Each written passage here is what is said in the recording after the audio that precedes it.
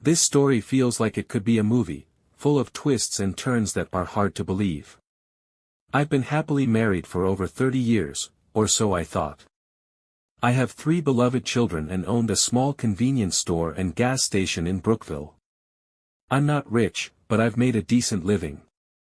A few years ago, my 28-year-old son, Caleb, was hospitalized with a serious kidney problem. He's married with 2 children. My wife, Rebecca, and I were terrified for his life. The doctor said he might need a transplant if his condition didn't improve. They suggested we start looking into family members for donation possibilities.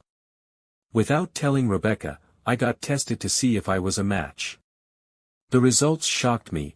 I wasn't compatible. Confused, I asked the doctor why, considering he was my son.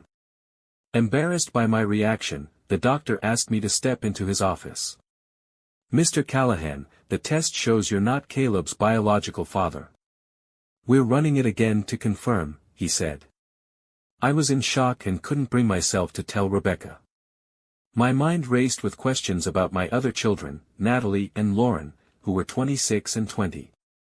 I desperately hoped the doctor had made a mistake. 2 days later, the doctor brought good news. Caleb's kidneys were responding to treatment, and he wouldn't need a transplant. Everyone cried with relief and joy, but I still hadn't shared the truth with Rebecca.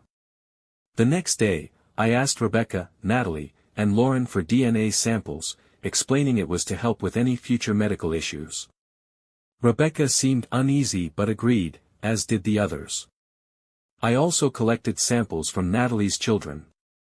The hospital confirmed what I feared: Caleb wasn't biologically mine. I asked them to analyze the other samples as well. "Mr. Callahan, are any of them your biological children?" "They're all my family," I replied. "I need to know if Natalie and Lauren are biologically mine." Caleb was released from the hospital a few days later, and after a week of recovery, he could return to work. Everyone was relieved he didn't need dialysis or a transplant. Meanwhile, I tried to act normal, but the uncertainty was eating me alive. Rebecca noticed my odd behavior and asked about it every night. I only told her I was worried about the kids, which wasn't a complete lie. One evening, I came home to find Rebecca crying over some hospital papers. "When did you do this, and why?" she asked. "I got tested to see if I could donate my kidney to Caleb. The doctor said I wasn't his biological father, so I had tests done on the girls too." Rebecca broke down. "Natalie isn't yours, but Lauren is." She cried harder. "What happens now, Mark?" I didn't know what to say. After 30 years of marriage, I had just learned 2 of my children weren't mine. I told her, "We need to talk. Maybe we'll stay together, or maybe we'll split up." "Mark, that was over 28 years ago. Can't we leave the past behind?" "No, we can't. You had an affair. I need to know who I've been raising. Caleb and Natalie are siblings, so this wasn't a one-time thing." "Who was it?" "It was Jack," she admitted. "It was stupid and wrong, but it's over." "Jack? Our best friend who died 25 years ago. Did his wife, Helen, know? Was she part of this?" "Please, Mark, let's not dig this up. I love you. This is ancient history. Can't we move on?" "Are you serious? We got married, and within a year, you started sleeping with Jack. I raised his children as my own. If he hadn't died, you'd probably still be with him. Explain yourself." Rebecca sobbed. "I know you and Jack were friends. I always loved him, but he chose Helen. I loved you too, but not as much. After he married Helen, I was heartbroken. When you proposed, I said yes partly out of spite, to prove to Jack I could move on. But then Jack and I started an affair. You traveled a lot for work, and Jack would come over. It just happened. He stopped seeing me after I got pregnant with Caleb. He asked if the baby was his, and I told him I didn't know, but I wouldn't tell you unless he married me. He laughed and said you could raise his child. You expect me to believe this just happened? I asked angrily. What about Natalie? Did the same thing just happen again? She hesitated. I told him he couldn't come over unless you or Helen were around. I had feelings for him, but he was just using me. One day, he forced himself on me and threatened to tell you about Caleb. He hurt me and said he hoped I got pregnant again. I couldn't tell you because I didn't want to lose you. After Natalie was born, Jack died in a car accident. I was devastated but relieved. I could finally put it all behind me and focus on us. I loved you more and more. We've had a good life, haven't we? Yes, Rebecca, our marriage seemed good, but now I see it was based on lies. You cheated on me, married me while loving another man, and had children with him. And now you expect me to just forget about it? I can't. I'm going to see a lawyer and start divorce proceedings. Mark, please don't. What about our kids? What will you tell them? You can tell them. And just so you know, I don't believe you were forced. If Jack hadn't died, you would have kept the affair going. You have a week to come clean. After that, I decided I would tell Caleb and Natalie the truth. I assumed they had no idea I wasn't their biological father. No one else knew but me. And now Rebecca. Please, Mark, they love you. Don't hurt them by telling them their real father is a man they've never met. I am their father. I've raised them, and that won't change. But we're done. We'll both stay here until the divorce is finalized unless you have another lover. That's inappropriate, Mark, and you know it, Rebecca snapped. No, the problem is I've been with you for 30 years, and I don't even know who you are anymore. I'll move into the guest bedroom. I don't want anything to do with you. Rebecca wept as I packed my things and relocated to the guest room. 2 days later, I received a call from the store. Rebecca's car had crashed. She'd been speeding, failed to navigate a turn, and hit a tree. Tragically, she died on impact. The sheriff asked if there had been any issues between us, but I told him there weren't. The crash was labeled an accident, pending the results of an autopsy. Breaking the news to my children was one of the hardest things I've ever had to do. Their grief mirrored my own, but my mind kept spinning with doubts. Was it truly an accident? Or was it something more deliberate? Days later, the autopsy confirmed it was indeed accidental. At Rebecca's funeral, I mourned deeply despite the turmoil between us. 30 years of shared history left me grappling with unresolved emotions. I chose to keep her affair a secret, even as I abandoned plans to see a lawyer.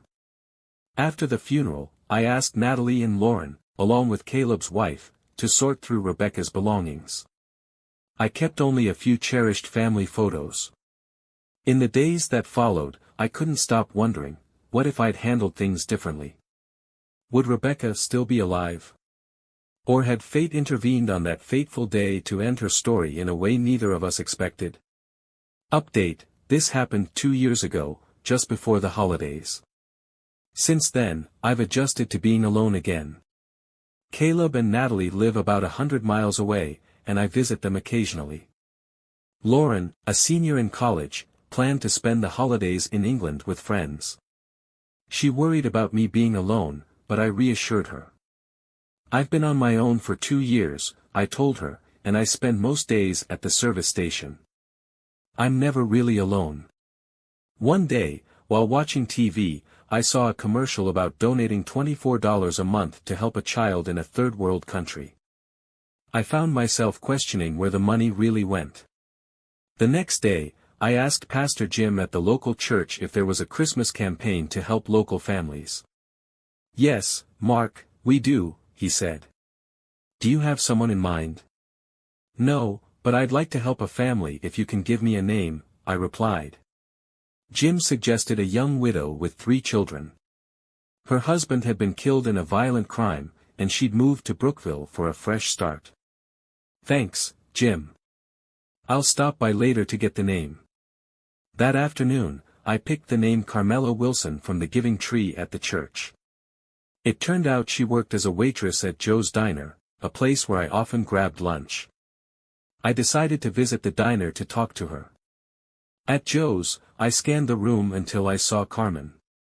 She smiled and walked over. "I'll be with you in just a moment," she said.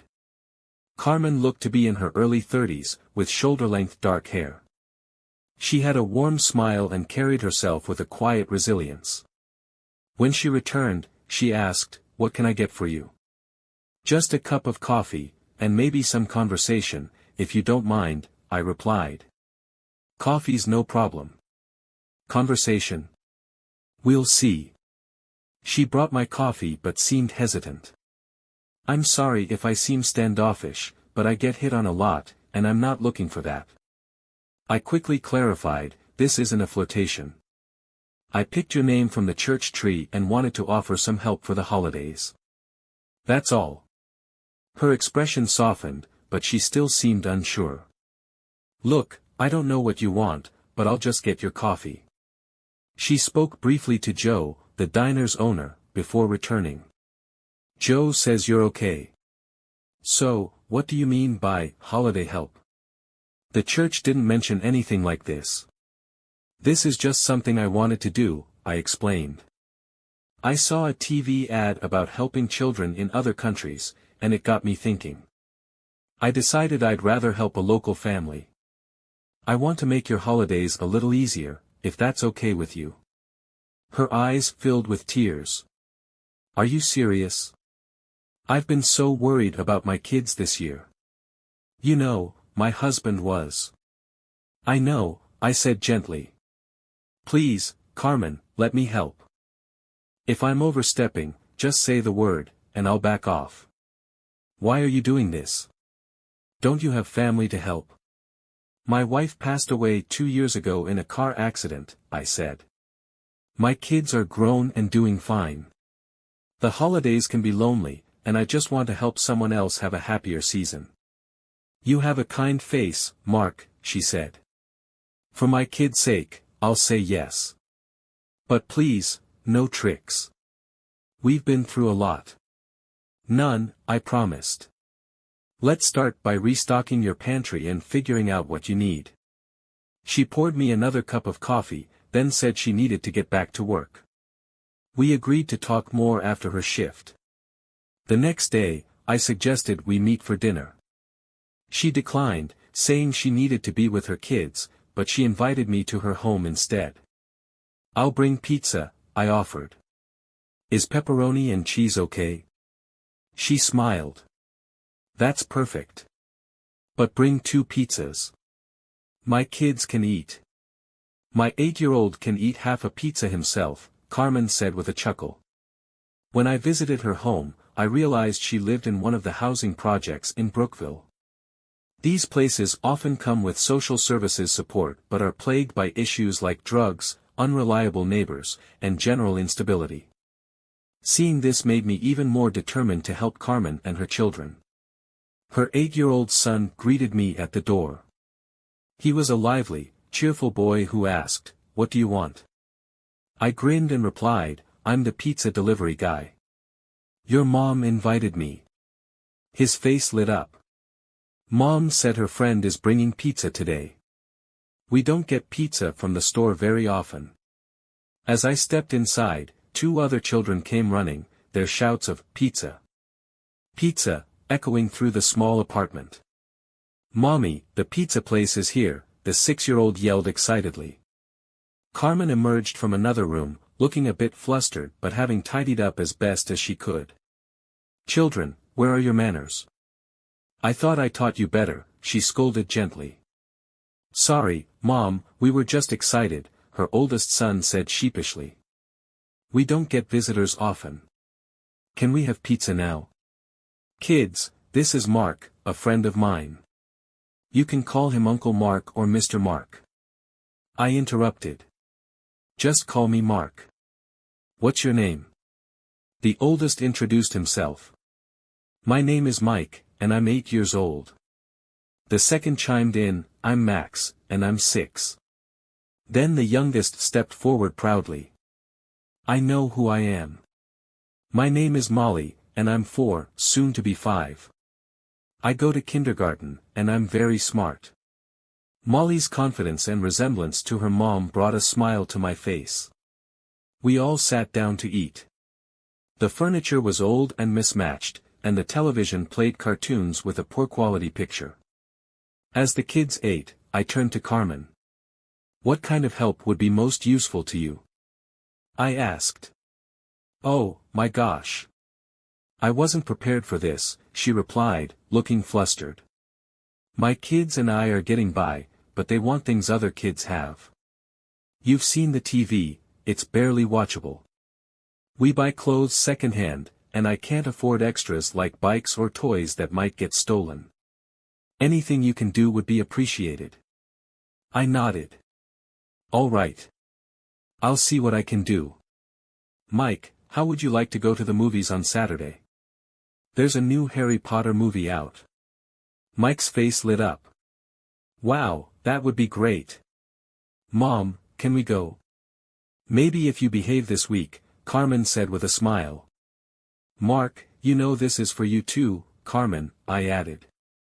Maybe afterward, we'll stop by McDonald's for dinner. Molly chimed in, I like McDonald's. They have Happy Meals and a playground.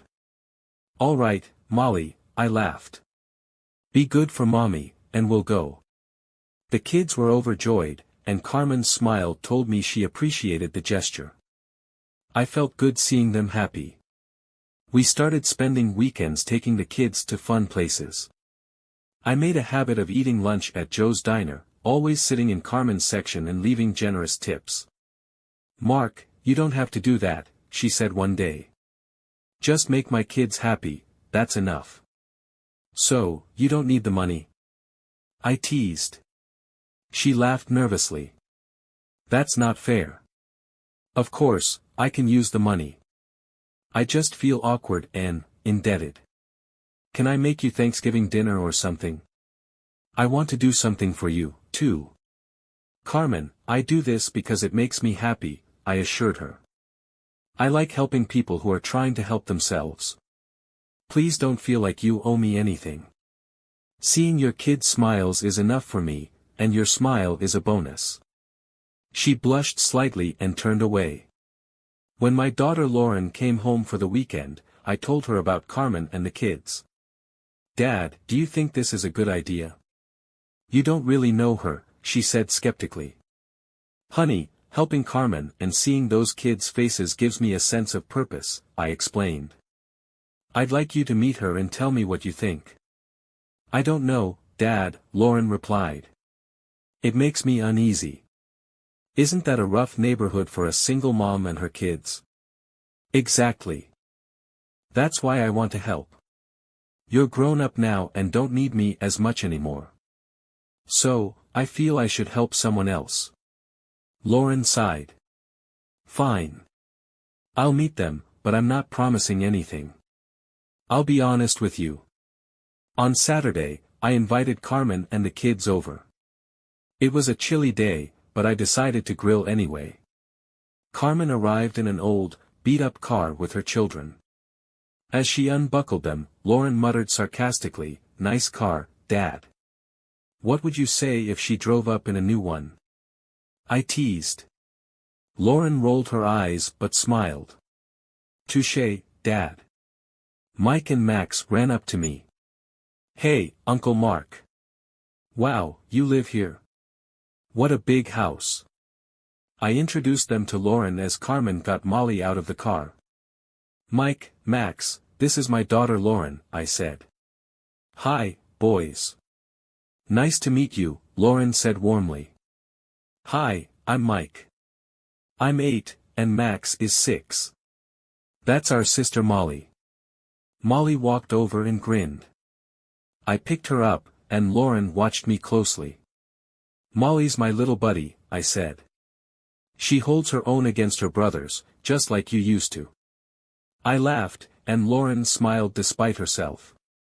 Carmen, this is Lauren, my pride and joy, I said, introducing them. Carmen and Lauren exchanged polite smiles. "I know this must feel different," Carmen said. "I'm sure you have questions. Let's enjoy today, and I'll try to answer them. Your father is one of the nicest people I've ever met." Lauren nodded, and Carmen added with a grin, "Show me the kitchen. We can cook together. Men think grilling is a whole meal, but we know better." Lauren glanced at me and said, "I like her already, Dad." The two women smiled, and we all headed inside. Meanwhile, the kids explored the house, under strict instructions not to touch anything or run around.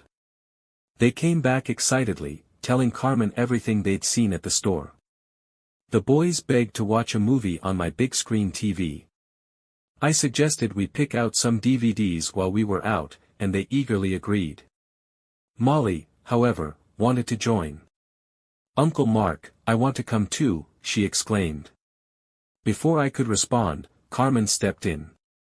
"Molly, why don't you stay here with Lauren and me to help us cook? We girls need to stick together," she suggested.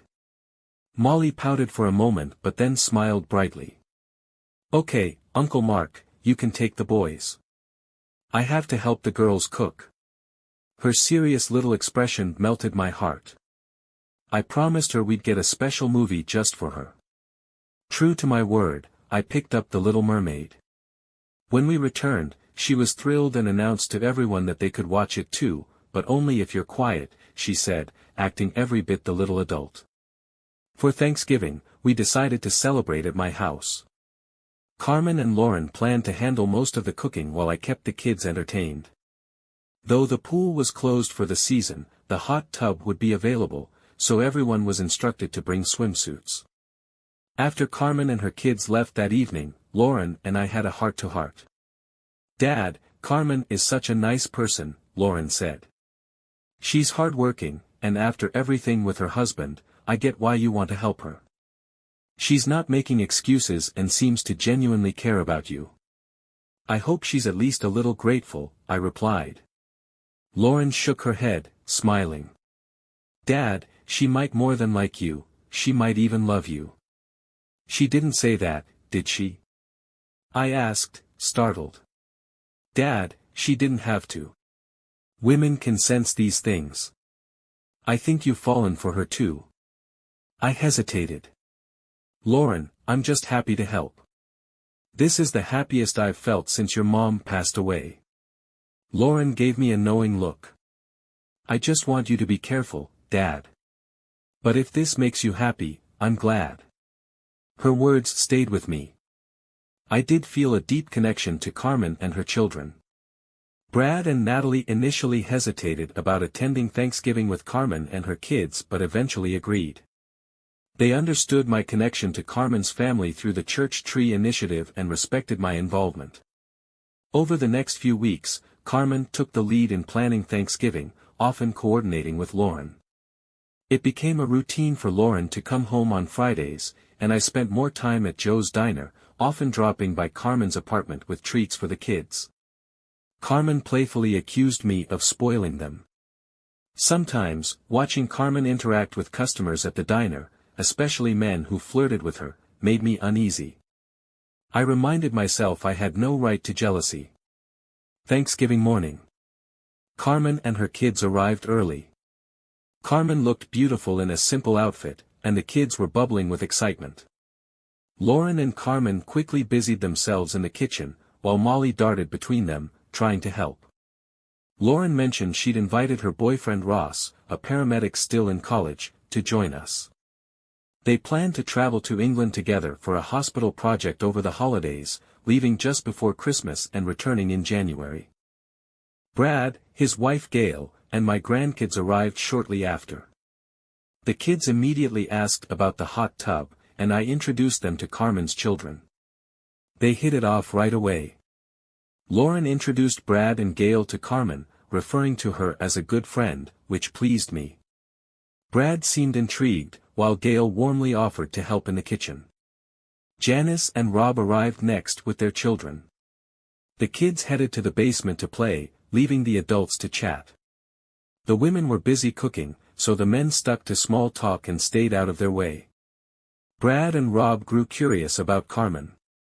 I did my best to explain her situation without revealing too much about my personal feelings, though I wasn't subtle. "She looks good, Dad." "How old is she?" "About my age?" Brad asked. "She's 31, I replied. "She's a wonderful person and deserves some help." Rob chuckled. "Dad, aren't you afraid she might fall in love with you? Or you with her?" I shrugged. "Look, I'm a widower, and she's a widow. If something happens, so be it." Brad frowned. "Dad, this feels kind of personal and inappropriate. As my son, I'll tell you, no, I haven't even tried to kiss her. She's a wonderful woman, and I care about her." Brad softened. "Sorry, Dad. I know it's none of my business. You must miss Mom." "This has nothing to do with your mother," I said firmly. "I'm alive. And if I find someone attractive, it's my business. Now, let's change the subject and check on the kids." We went downstairs, where Carmen's kids were getting along well with mine. Molly kept coming over to chat with me, which annoyed Brad but charmed Rob. Lauren soon brought Ross down to meet everyone. After introductions, Lauren headed back to the kitchen while Ross stayed to chat. "I met Lauren's friend, Carmen," Ross said. "She's nice. Lauren told me her husband was murdered." "That's terrible." I nodded. "She's been through a lot. Her kids are great, though. I'm glad I can help them." Ross smiled. "It's great you're doing this, Mr. Callahan.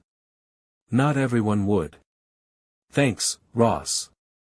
I picked their name off the church tree." "So, what's new with you? School and work keeping you busy?" Ross nodded. "Yes, but the England trip with Lauren is coming up. It'll be good to spend some time together away from everything." I couldn't help but notice the admiration in his voice when he talked about Lauren. The atmosphere was warm and lively as Thanksgiving unfolded.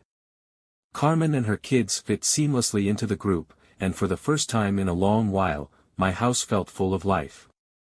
"I love her and planned to propose in front of Big Ben in England," Ross confessed.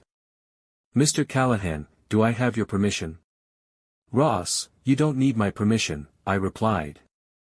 "Lauren is capable of making her own decisions. But if you need my blessing, you have it." "Should I ask her?" "I think you should, but don't mention it yet. Let me see if she's ready. I know you want her to say yes." Ross smiled.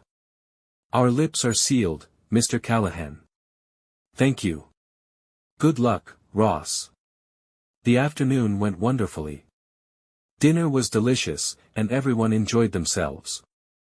The kids took turns in the hot tub, though no adults joined them. Carmen smiled and said, "Maybe another time." I held her to that. As the evening wound down, Lauren and Ross left to spend some time alone. I stayed to help Carmen clean up, along with Natalie and Gail. Before leaving, Brad shook Carmen's hand warmly and said, "It was nice meeting you. Best of luck."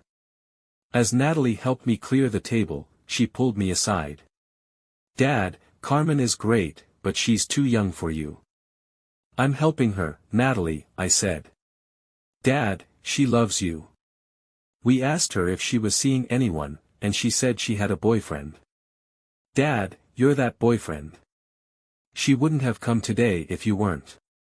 Just be careful." After everyone left, Carmen gathered her kids.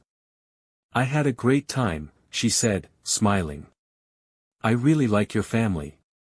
"I'm glad," I replied, feeling a surge of affection. For reasons I couldn't explain, I leaned in and kissed her, a long, soft kiss. When we pulled away, Carmen's eyes were filled with tears. "You didn't have to do that, Mark. I have to go." She quickly ushered the kids into the car.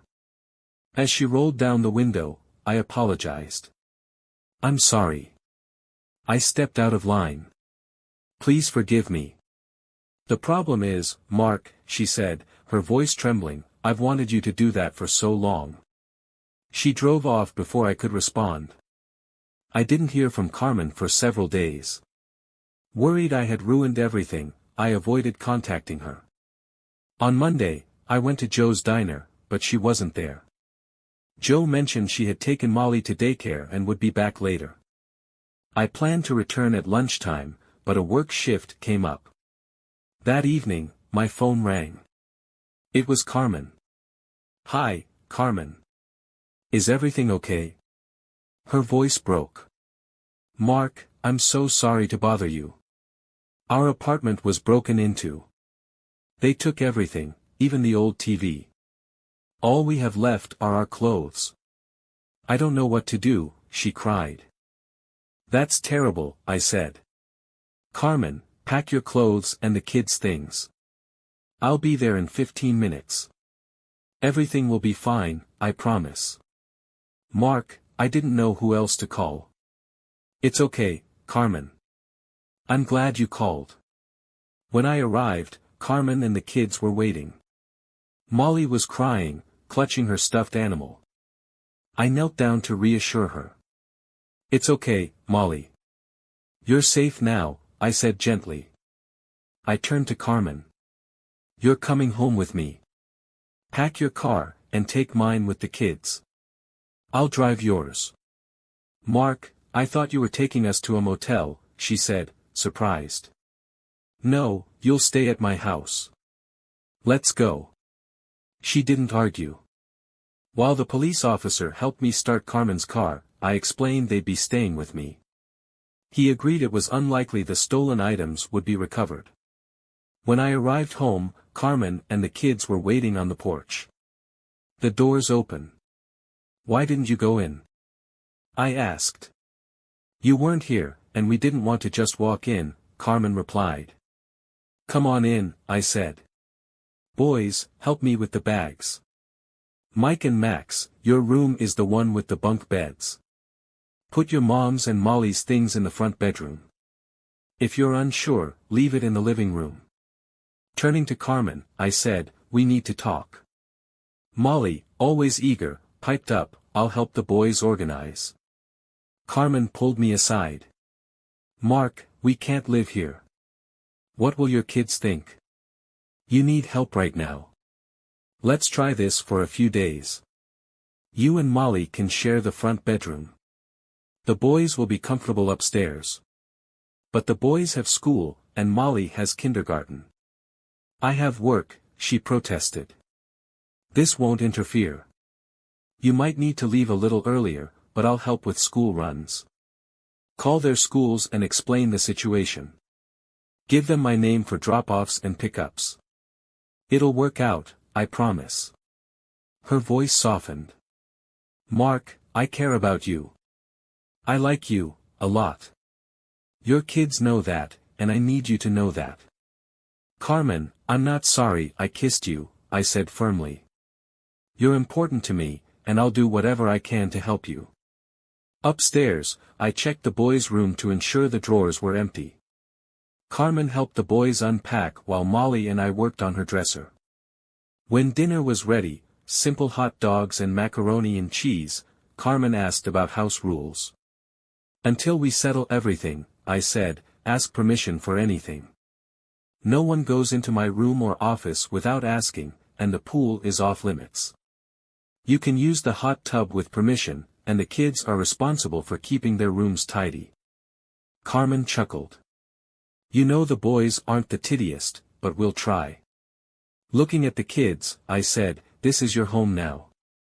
Have fun, but always ask your mom if you're unsure about something, I told the kids. Uncle Mark, what if we get hungry? Mike asked. Eat. Tomorrow, your mom and I will buy snacks. You'll always have food. Just remember, your mom is the boss. If she says no, don't ask me, and vice versa. No means no. Any other questions? Molly raised her hand, and I couldn't help but laugh. What is it, honey? Carmen asked. Are we allowed to play with the toys in the basement? Because they're not ours. Honey, you can play with all the toys downstairs, I reassured her. We'll talk to Santa, and he'll probably bring you some of your own. Molly raised her hand again. Can I go play with them now? Yes, sweetie, go ahead, Carmen said with a smile. Molly scampered off, followed by the boys. One of them called out, Uncle Mark, can we turn on the TV? Yes, just not too loud, I replied. Carmen hugged me, her eyes brimming with tears. I don't know what I would have done without you. She wiped her eyes quickly, and though we didn't kiss or hug again, I gently squeezed her hands. I'll always be here for you. Now, let's see what the kids are up to. We joined them in the basement. Watching the kids play, it almost felt like a family. It reminded me of when Rebecca and I used to watch our kids at that age. As it got late, Carmen told the children it was time to get ready for bed. She asked the boys to use the upstairs bathroom while Molly could use the main one on the first floor. Carmen, this is your home now, I said. Of course, Molly can use the big tub and shower. I'll use the basement shower if needed. Please, make yourself comfortable. While Carmen got the kids ready for bed, I went to my office to work on the books. A few minutes later, I noticed Molly peeking through the door, dressed in her nightgown. Hi, Molly. Do you need something? I want to kiss you goodnight, but Mommy said I can't come in unless you say it's okay. Come on in, sweetie.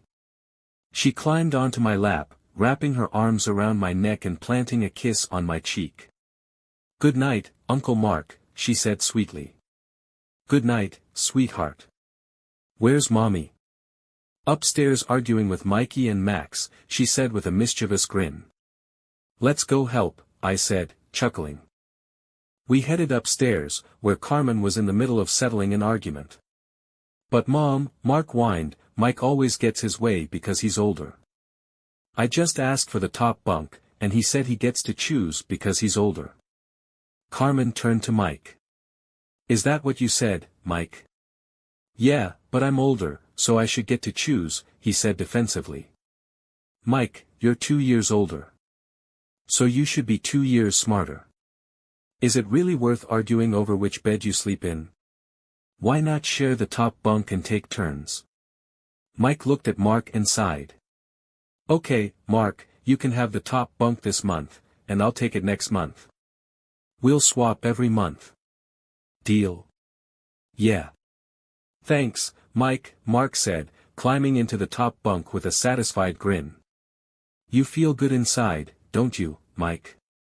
Carmen asked. Yeah, I guess so, Mom, he replied. Carmen kissed both boys goodnight and then tucked Molly into bed. I need to get back to my papers and get ready for bed myself, she said. I returned to my office and heard the shower running. Thoughts of Carmen occupied my mind. When she finished, she came out in her nightgown and robe, her hair still damp. Good night, Mark. And thanks for everything, she said softly. I looked up from my desk. Is there anything you don't look good in? She smiled, blushing slightly, and went to bed. Her scent lingered as she passed, and I took a deep breath before turning back to my work. Our first morning was chaotic.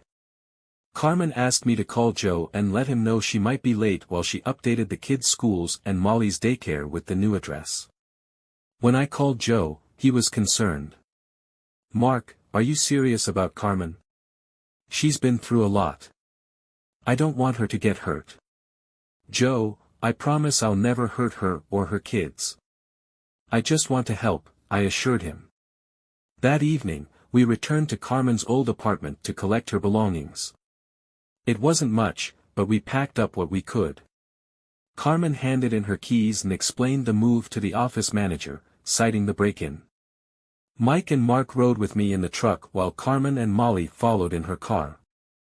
When we got back, Carmen received a call from Lauren. After explaining the situation, Lauren asked to speak with me. Dad, are you sure about this? She asked. You know she loves you, right? What was I supposed to do, Lauren? Just give her money and tell her to manage on her own. I care about her. We're adults, and we haven't done anything wrong. Honestly, I'm happy she and the kids are here. It feels like the good old days. Dad, it's a fine line, she cautioned. I like Carmen, she's like a sister to me, but you two need to be careful and understand what you're doing. Lauren, I'm in my 50s. I can make my own decisions. After their call, Carmen handed the phone back to me. What did she want after you gave me back my phone? I asked. Mostly girl talk, but she's worried about us, Carmen replied. What's there to worry about? We're adults. Mark, she knows how much I care about you. I told her that myself. Now you know, too. She paused, her eyes searching mine. I don't know where this is going, but I do know you've helped me and my kids when we needed it most. I'm eternally grateful for everything, Mark, but my feelings for you go beyond gratitude, Carmen confessed quietly. Lauren is worried one of us will get hurt. I told her I'd never come between you and your family. Okay, I said, nodding. Let's take it one day at a time. Maybe time will help us figure things out. Just then, Mike and Max burst into the room. Uncle Mark, can we go in the hot tub? I glanced at Carmen, then back at the boys. Only if your mom joins you. You can't go in alone. Come on, Mom, please. Max pleaded. It's warm, and it makes lots of bubbles. Carmen sighed, giving in. Okay, boys, get your swimsuits on. Molly, grab yours, and I'll be right there. She turned to me, raising an eyebrow. You set me up, didn't you? I just smiled. Carmen smiled back and went to change, returning in a two-piece swimsuit that left me momentarily speechless.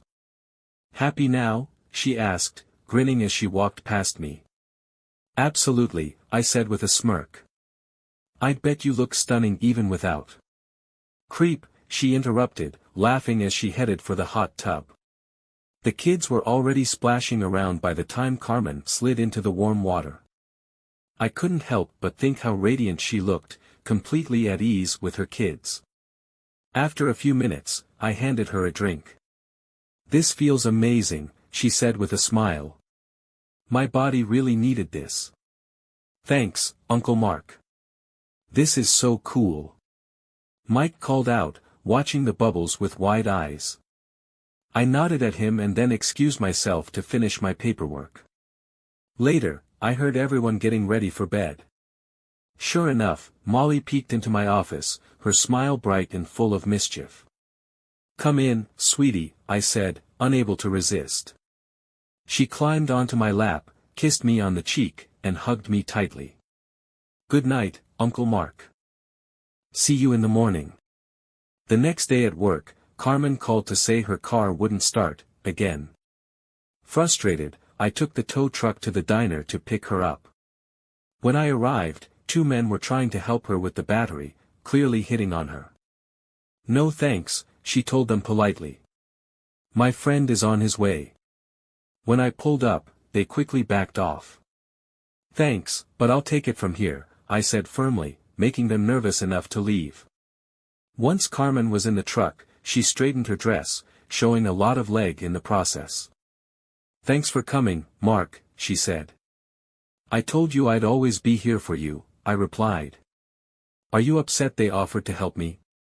Yes and no, I admitted. I want people to see how amazing you are, but it bothers me when they hit on you. Mark, I didn't do anything wrong, she said, her tone defensive. I know, I replied gently. I was just answering your question. Besides, I don't own you. You told them I was your fiancé. Why? I didn't answer, instead driving us to the junkyard. Why are we here? She asked, confused. Because I'm getting rid of that car. You can collect your personal stuff, and I'll give you $300 for it. What am I supposed to drive? We'll talk about that later. Right now, we need to hurry and pick up the kids. After selling the car, we picked up Molly's car seat and headed back to my house. I opened the garage and motioned to my old car. You can drive this one. It only has 8,000 miles and is 4 years old. I bought it after Rebecca's accident, but I rarely use it. Carmen was stunned. Mark, I can't accept this. It's already decided. It's safer than that old junk. Put Molly's car seat in and go pick up the boys. When they returned, Mark announced, we have a new car, and it's way nicer than Mom's old one. Mark. Carmen exclaimed. It's not our car. Yes, it is, I corrected her. Mark, I'll pay you for the car. How much do you want? Just drive it. You need something better. I'll keep it in my name and cover the insurance. It'll save you money. What if we don't stay together? What if I move? Are you thinking about moving? I asked, a pang of worry in my chest. No, I was just wondering what I'd do with the car if you kicked us out. I sighed. Carmen, I promise you'll always have a car. I'll put it in writing if you want.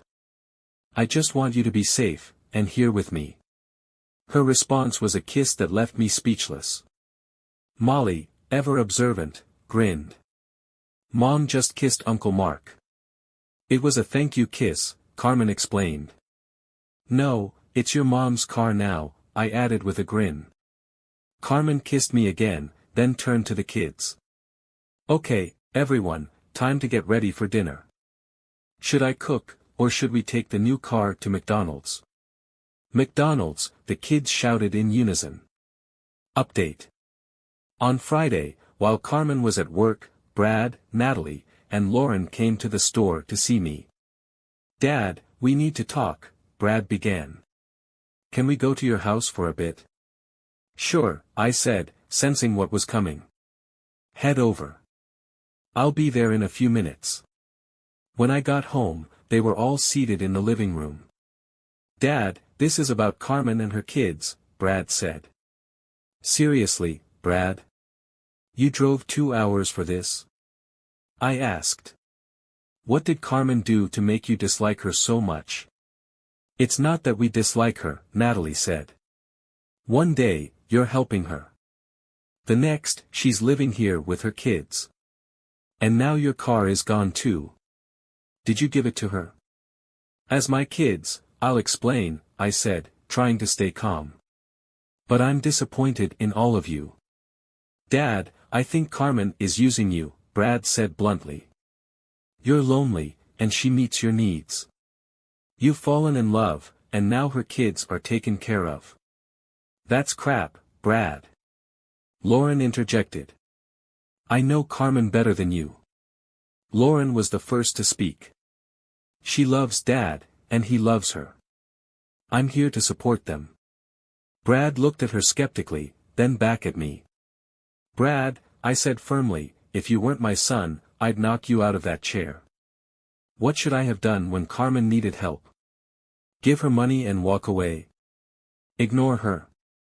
I did what I thought was right. Dad, are you saying you've never had, with her? Natalie asked cautiously. No, we haven't, I replied evenly. Not that it's any of your business. And for the record, I'm thinking of asking Carmen to marry me. What? Brad exclaimed. You hardly know her. She has a lot of baggage, and 3 kids. She's closer to my age than yours. You all have your own lives, I countered. I found someone I care about, who cares about me too. I have a big house to share. Why are you against it? Okay, Dad, Brad said, trying a different approach. Let's say you love each other. Do you really want to start over, raising 3 young kids? I love those 3 kids, I said. They remind me of when you and I used to play, Brad. Molly hugs me and sits on my lap, just like you did when you were little. They're great kids, and I can make a big difference in their lives. Dad, Brad pressed, you're seeing things too positively. They're not your biological children. Do you really want to spend the next 20 years raising kids who aren't yours? What do you think, Natalie? I asked, turning to her. Should they be my biological kids? I don't know, she admitted. I love you, and you'll always be my father. But can you really raise someone else's children? I don't know, Natalie, I said quietly. Would you have loved me if I wasn't your biological father? Would you still consider me your father if I wasn't? You're my father, she said, her voice breaking. That's too hypothetical. You've always been there for me, so I'd still consider you my real father. But what does that have to do with Carmen's kids? Hold on, I said, standing up. I have something to show you. I brought out the DNA test results and handed them to them. Your mom and I kept some secrets. It might be a mistake to share this, but you need to understand how I feel about Carmen's kids. I love them, and I know I can be a good father to them. What is this? Natalie asked, looking at the paper. These are your DNA results, Brad and Natalie. They show that you're siblings, with the same biological parents. But Lauren's results are different, only one of her parents is the same as yours.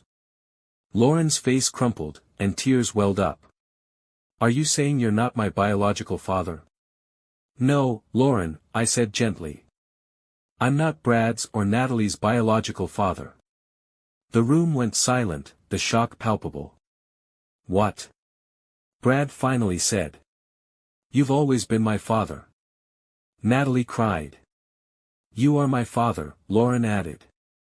No matter what the test says. I love you, Dad. I just want you to be happy with Carmen. I'm so confused, Brad said. Are you going to tell us about our biological father? I took a deep breath. First, Brad, you need to know that I've always considered you and Natalie my children. Nothing has changed except what you know now. You are my son, and Natalie is my daughter. It's not just blood that makes a family, it's love and compassion. I went on to explain the story, how their mother had been in love with Harvey Kittle, and how he had been in love with both her and Mary.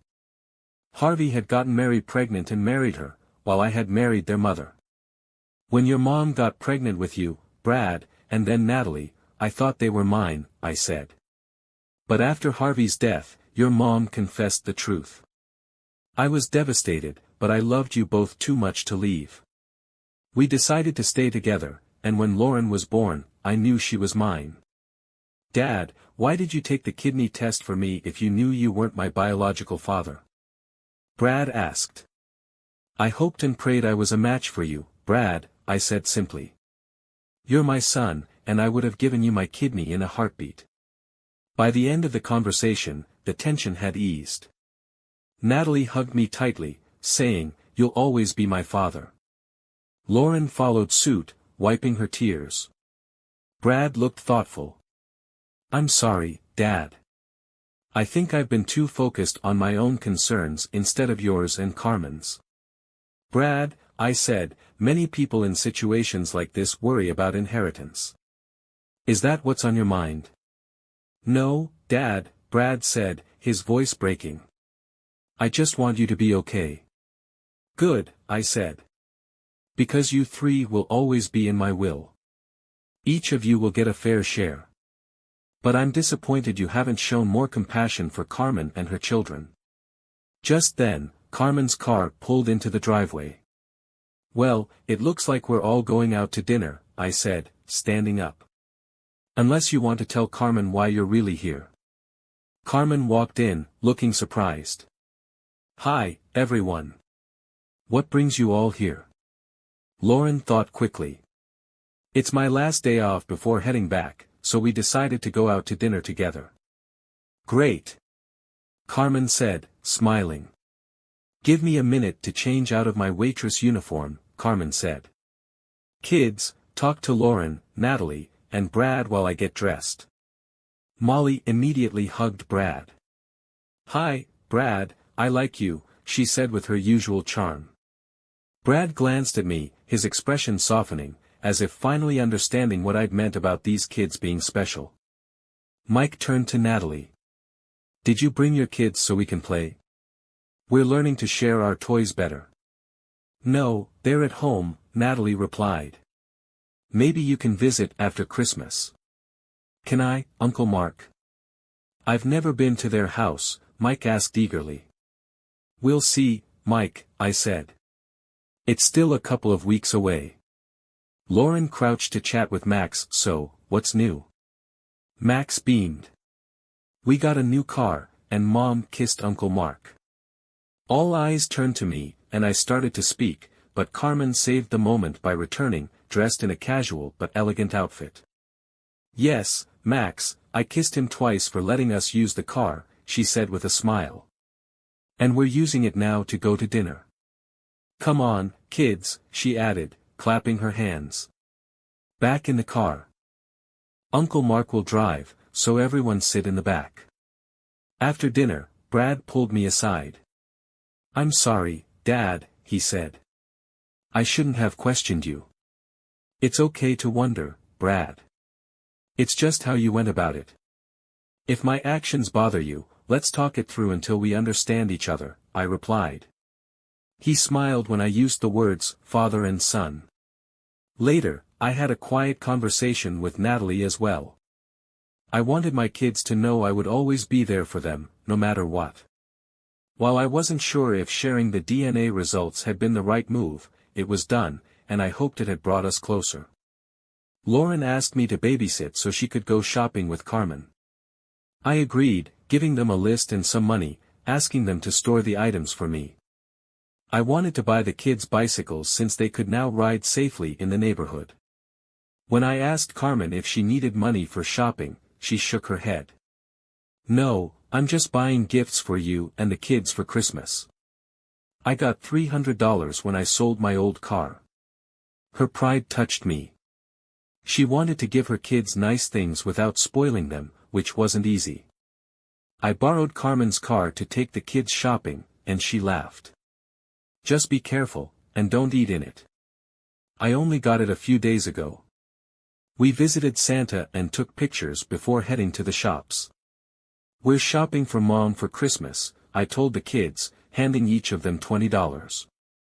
This is only for her gift. Keep it in your pocket and only take it out when you're ready to pay. At first, the kids gravitated toward expensive items, so I redirected them to a kid-friendly store. The clerk was incredibly patient, helping them find thoughtful gifts within their budget. Mike found a stuffed unicorn but was short by $5. Uncle Mark, Mom loves unicorns, and it costs $25. Can I borrow $5? I'll wash your truck. Deal, I said. Thanks, Uncle Mark, he shouted, running to make his purchase. Max was looking at DVDs. Mark, I reminded him, you're supposed to be shopping for your mom. Mom likes Titanic and Shrek, but I don't have enough for both. Take them both, I said, handing him the extra money. But when Mike washes my truck, you're helping him. Thanks, Uncle Mark. Mom's gonna love them. Molly had a harder time deciding. None of these smell like Mom, she said, frowning. I whispered to the saleswoman, white diamonds. How much? $50, she replied. But she only has $20. Tell her it's on special for $20, and I'll cover the rest, I said. Molly, the saleswoman said, this perfume smells just like your mom. It's our last bottle, and it costs exactly $20. Molly beamed as she bought it, carefully handing over her money. After the kids picked their gifts, we shopped for Lauren, who was heading to England. I wanted to buy her new luggage, so I asked the kids to help. Uncle Mark, the suitcases are here. Mike shouted, leading me to the luggage section. Thanks, boys. Now, I need a set with 5 pieces. Molly insisted on helping. I want to pick the color. She found a bright pink set but it only had 3 pieces. Finally, she spotted a dark blue set with 5 pieces, which we bought. We stopped for lunch and then went home. The kids hid their gifts for Carmen in my office and placed Lauren's luggage on her bed with a Christmas card they'd signed. When Lauren got home, she was thrilled. She hugged the kids and thanked them profusely. The next few weeks flew by with work and the kids' school activities. For the first time in 3 years, we decorated a Christmas tree, making the holiday season feel magical. Lauren left for England, and we made plans to visit Natalie and Brad the day after Christmas. Christmas morning was filled with excitement as the kids discovered presents under the tree and stockings brimming with surprises. Watching them open gifts was heartwarming, but seeing Carmen's joy touched me the most. From her children, Carmen received her favorite movies, a unicorn, and the perfume. Molly proudly announced, "Mommy, that was the last bottle, and I just had enough money." Carmen smiled when she saw the $50 price tag but didn't say a word. She had picked out thoughtful gifts for me, with help from Lauren, including a leather jacket and a watch. Her thoughtfulness made me feel more loved than I had in years. I had hidden bikes for each child around the house, and their happiness when they found them was priceless. Molly and Max had training wheels, though we knew Max wouldn't use them for long since Mike didn't need them. As the kids played, I handed Carmen a big box. Inside were a few hot nightgowns. "Wow," she said with a laugh, holding them up. "What made you buy these?" "This comes with them," I replied, handing her a smaller box. She opened it and gasped when she saw the engagement ring. Tears filled her eyes as I knelt in front of her. "Carmen, I love you and want you and the kids to be with me always. Will you marry me?" "Mark, why?" she whispered. "Because I love you," I said simply. "So, is the answer yes?" "Mark, the answer is no." I was stunned, but she quickly continued. "Please hear me out. I love you, but we've only known each other for a couple of months. After the holidays, things will go back to normal. I have a proposition." "Okay, I'm listening," I said cautiously. "I want to rent out our rooms and give you $200 a week. I want us to live as a family. If in 6 months you think it's not working, we'll make other arrangements. I need you to be sure and see that I truly love you. All I'm asking for is time. I'm not going anywhere unless you send me away." She handed the ring back but kissed me softly. "Can I keep the nightgown?" she teased. I chuckled. "Of course." That evening, as the kids played, Carmen and I bundled up to watch them ride their bikes in the cold. Mandy called from England to share her engagement news, and we congratulated her warmly. Later that night, we watched A Christmas Story as a family, and the kids thanked me for the best Christmas ever before heading to bed. Carmen took a shower, and the faint scent of her perfume lingered in the hallway. She appeared at my office door in her new nightgown. "Mark, I love you," she said softly, "but we need to postpone the wedding until we know each other better. Can we start tonight?" She smiled as she stepped inside. "Will you make love to me?" The night that followed was unforgettable. By morning, she was asleep with Molly nestled in her arms. We spent Christmas Day at Natalie's house, where Brad and his family joined us. We exchanged gifts, and I was touched that they included Carmen and her kids. Mandy explained our tradition of not buying gifts for adults, but Brad joked that Gail thought a sweater would look good on Carmen. Later, Brad asked me privately, "Did you propose to Carmen?" "I did, but she turned me down," I admitted. "What? I can't believe it." "She loves you, Dad." "What happened?" "She thinks it's too soon," I replied. "Carmen wants to make sure we're making the right decision. She also wants to contribute financially and doesn't want to feel like she's taking a handout. She's giving it time, and I respect that." Brad shook his head, a small smile tugging at the corner of his lips. "Wow, Dad. Don't lose her. She's special." "Time," I said, "we'll give it time." Life continued, and we fell into a rhythm. Carmen and I shared cooking duties, managed expenses through a joint checking account, and made major purchases together. While I still ate lunch at Joe's, I waited for Carmen to join me whenever possible. We functioned like a married couple, minus the arguments, and the love between us enhanced everything. Lauren noticed our closeness but chose to keep her thoughts to herself. As Lauren's wedding approached, she asked Carmen to be her maid of honor. Tears filled Carmen's eyes at the honor. Although Molly had hoped to be the flower girl, Lauren chose one of her nieces, but Carmen made sure Molly understood. "You'll have your chance someday, sweetheart," she said gently. The weeks leading up to the wedding were a whirlwind. Lauren had just graduated, and the preparations were intense. Carmen, now fully integrated into the family, was a bridesmaid, and I stayed nearby to help. The kids were thrilled the pool was open, keeping them occupied while Carmen and Lauren managed the details. As the wedding drew closer, I reflected on my relationship with Carmen. I adored her, and I adored her children, who had become like my own. I had a surprise planned for the wedding, a moment to revisit our future together. The wedding day. On the big day, I dressed in a sharp tuxedo. Brad and Rob stood in the wedding party alongside Natalie and Gail. Carmen, radiant as ever, busied herself with her duties as a bridesmaid. I sat with her kids in the front row, whispering to them to behave. "This is an important day for Aunt Lauren," I reminded them. As the music began, Natalie walked down the aisle, greeted softly by the kids. Gail followed, receiving the same greeting. When Carmen came next, the kids couldn't contain their excitement, waving and whispering loudly, "Hi, Mom." Carmen smiled at them and quietly motioned for them to settle down. The flower girl and ring bearer, Natalie and Rob's children, followed, earning more delighted waves from their new friends. Finally, I escorted Lauren down the aisle. Tears filled both our eyes as she clutched my arm.